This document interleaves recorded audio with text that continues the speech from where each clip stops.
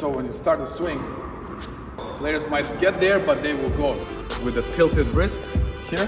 When we swing towards the ball, sideways shot, we have open palm. The players focus on the racket head here. So it's not defined, and how to fix it. When we pull, the same wrist position.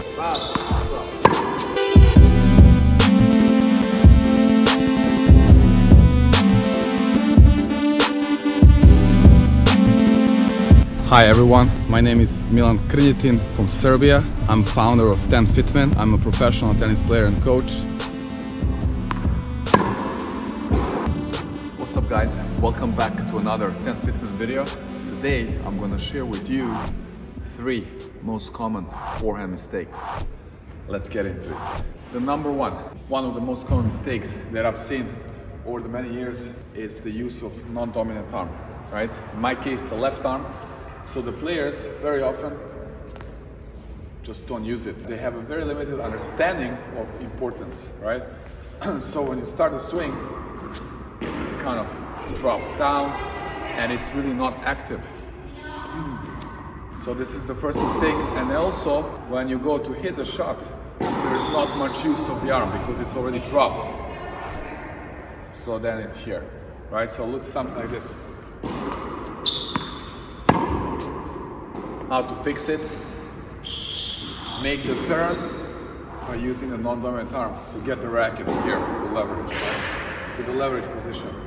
And also when you swing outwards, boom, here, to get the full coil. Much more efficient shot and more control.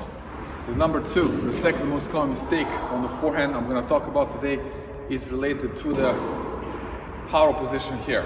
So it's a lack of understanding the importance of this position and also what happens with the racket here. So the common mistake is either not having enough leverage, so going too low, right? Or for example, going back and then immediately flipping the racket this way. Also it can be not spending any time there. So players might get there, but they will go too early down. Right? So we want to understand this is the power position. We want to keep the racket there. And we want to keep it in a certain way with a tilted wrist here so that we can keep that potential ability for the racket leg. But we don't lose that because when we go in the drop and later we do the pull, we can create the racket leg. So again, I'll give you a few possible mistakes. Right? Or how to fix it, get that good leverage, elbow up, fixed wrist, and then immediately go in the drop. And then later on, you continue the swing, right? So, bam, drop. The most common mistake number 3 for today that I'm gonna focus on is the part after the drop when we are going and swinging towards the ball.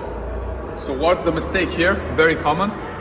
The opening of the wrist, which basically is connected to the previous mistake. Sometimes when we kind of flip the racket here, right? Or we lose the wrist position. Anyways, the mistake is that when we swing towards the ball, we have open palm, right? And then the racket face is open, and then it kind of results in the sideways shot and lack of control. Right here. To add one more thing, for this part of the shot, there is another common mistake, which is the swing happens too close to body here, right? And the pulling action is actually not from the handle, but it's kind of, the players focus on the racket head here. So if the ball is here, they focus to kind of pull the racket and get the racket head towards the ball, right? So that's the mistake here. So to kind of demonstrate these 2 mistakes, open, and this one is here, right? How to fix this? First point, make sure the wrist here is fixed, right? Loose, but fixed, so we keep that tilt. And after the drop, and then when we pull, we have the same wrist position, and we kind of point towards the ground with the racket face. Therefore, we're gonna have a good control and a good topspin here, right? Wow. And this immediately fixes the second part of this mistake, which is you maneuver the racket from the handle and you pull the handle away from body, right? So in that way, you're gonna create the perfect racket leg and the topspin.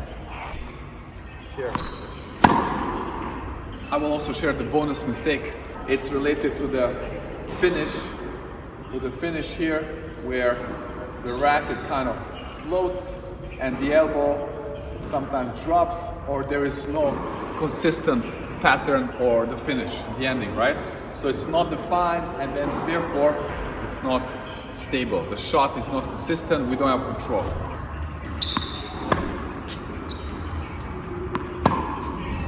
To fix this, we focus on two things: catching the racket with the left, and then also pointing with the dominant elbow where we play. Cool. So you kind of control that shot and you finish in a stable position. That was it. To do a quick recap, the 3 most common mistakes and how to fix them. Number 1, not using the non-dominant arm properly, releasing too early, and then also later during the swing we don't use it. How to fix it: full coil and then use it here. Number 2, the leverage position, not understanding the importance of this, the gravity and also the position of the wrist. So the mistake is too low or losing that position of the wrist, right? Or losing the height. So how to fix: go up, keep that leverage, keep that wrist, and then you can use the gravity and continue the swing. Number 3 is after that with the pulling and then opening the racket face, right?